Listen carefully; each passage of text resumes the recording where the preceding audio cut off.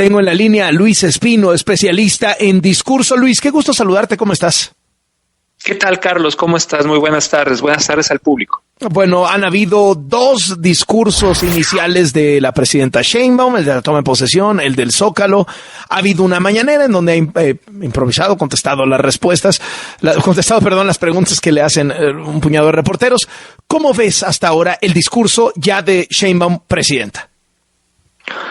Pues para resumirlo con una frase muy corta, te diría que es el mismo relato, pero con una voz diferente y con un estilo diferente. Vemos el mismo discurso polarizante de López Obrador, claro que con un tono no tan rijoso, no tan directo, no tan agresivo como el que manejaba el presidente a diario, por las diferencias obviamente de estilo y personalidad. Pero creo que el molde se está siguiendo y el solo hecho de que ayer en el Congreso hayamos escuchado un discurso en el que pues no se evidenció alguna señal de voluntad de diálogo con los críticos, ganas de entender o de entenderse con los opositores, o al menos pues de atender sus razones, nos habla de que en eso también habrá continuidad. ¿Importa el tono? Luis Espinosa dice, a ver, es lo mismo en contenido y lo único que tienes es una voz menos rasposa, ¿no? Menos ríspida. ¿Importa esto? ¿Pesa esto? ¿Es una señal? ¿Esto es una manera de gobernar también? ¿O solo importa el fondo? No, importa el fondo principalmente porque algo que no se nos debe olvidar nunca es que se trate de quien se trate que ocupe la titularidad del Poder Ejecutivo, no está hablando a título personal, ni está hablando a título de un partido o de una corriente política, está hablando por el Estado mexicano. Está haciendo uso de los símbolos como el podio presidencial, la bandera, la banda presidencial en el evento de ayer, el evento de Estado que hubo ayer, y eso le confiere a quien tiene ese cargo una responsabilidad muy importante para hablar para todos y a todos en una democracia. Y creo que aunque cambie el estilo un poco, cambie el lenguaje, evidentemente, las palabras tienen un peso y el tono tiene un peso, y desde luego que el contenido importa, si es excluyente, si es sectario o si es incluyente y si es democrático, el efecto sobre la gobernanza, la gobernabilidad del país va a ser distinto.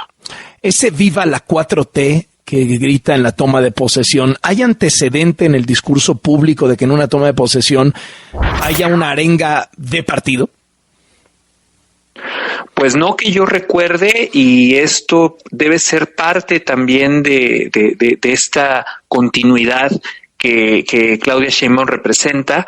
Y nuevamente, tal vez uno de los legados más agrios de López Obrador es justamente en materia de lenguaje público, y creo que al usar este tipo de términos, pues le estás hablando a los seguidores, a quienes apoyan a este movimiento, a este partido, pero sí al mismo tiempo estás dejando fuera y excluyendo a un amplio número de mexicanos que no se sienten identificados con ese lenguaje y con esos términos en una ceremonia de Estado, insisto, en una ceremonia en la que estás adoptando la investidura de uno de los tres poderes que debe representar a todos. Tú has hecho durante tu vida profesional muchos discursos políticos, Luis Espino. ¿Qué tanto en un discurso de esta naturaleza, qué tanto se rebota, qué tanto lo escribe la presidenta, qué tanto se lo escribe a alguien? ¿Y qué tanto importa el orden de los factores? Es decir, empezar tus primeras palabras como presidenta, la primera mujer presidenta en la historia de México, empezar con una loa de 5 o 7 minutos a López Obrador.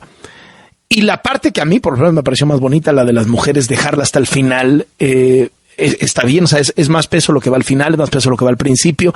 Platíquenos un poco de los entretelones, ¿no? De cómo es este mundo de los speech writers, los ghost writers, ¿no? Los sí, claro. Bueno, un discurso presidencial es siempre una tentación para mucha gente que quiere participar, opinar. Depende de cada de cada presidente o de cada líder, con cuántas personas comparte el proceso. Hay líderes que les gusta recibir mucha retroalimentación, preguntarle su opinión a mucha gente de qué debe decir y luego ya ponerse ellas o ellos con uno o dos colaboradores de confianza a redactarlo. Hay otros que pues tienen una idea muy clara y simplemente van dictando y los redactores le van ayudando a mejorar el texto. Entonces depende mucho del estilo personal. ¿Qué sentí yo? Y esto es una especulación nada más a partir de lo que todos vimos y escuchamos ayer. Sentí que sí se le notaban las costuras al discurso, que sí había plumas y estilos diferentes de redacción entre la primera sección de las loas que tú mencionas, la parte del decálogo obradorista, del ideario obradorista, la parte del plan de gobierno y el cierre de las mujeres. ¿En qué parte se siente más involucrada a Claudia Sheinbaum emocionalmente en este discurso? En la primera y en la última. Es donde ella siento que tal vez expresó con mayor emoción esas palabras, y eso me da a entender tal vez que estuvo más involucrada o estuvo más metida en la preparación de esas partes. Luego, también yo coincido completamente contigo. Yo hubiera empezado por el final. El final es la parte que efectivamente a mí también me pareció la mejor del discurso. Y creo que con las debidas correcciones en redacción y estilo, esas líneas del final sí hubieran sido un arranque más emocionante, más incluyente y más a la altura del momento histórico que lo es, que llegue la primera mujer a la presidencia. Políticamente, Luis Espino, ¿tiene margen frente a López Obrador de hacer algo distinto? Y voy paralelamente a preguntarte, ¿tiene interés, tiene incluso lógica pragmática para ella hacer algo distinto cuando le ha ido tan bien, digamos, siendo una extensión de López Obrador, sin que esto implique una falta de respeto? Mira, lo que para contestarte, lo que hemos visto estos años, este sexenio de López Obrador es el uso del discurso no como un instrumento para rendir cuentas, para explicar las decisiones del poderoso o para crear un entendimiento común de los problemas que enfrentamos en el país, sino como un arma de poder, un arma para imponer una narrativa, imponer un relato de país, eludir la rendición de cuentas y deslegitimar a la crítica y a la oposición. Entonces, la lógica de este discurso no es nada más una cuestión de estilo personal, es algo que yo dije a lo largo de los 6 años de López Obrador en el poder. No estamos simplemente ante un presidente que comunica así, es un aparato de propaganda que por momentos se volvió un aparato de desinformación orientado a confundir y a dividir deliberadamente a la sociedad con una estrategia que tenía como fin último la consolidación de un poder personal y de un partido.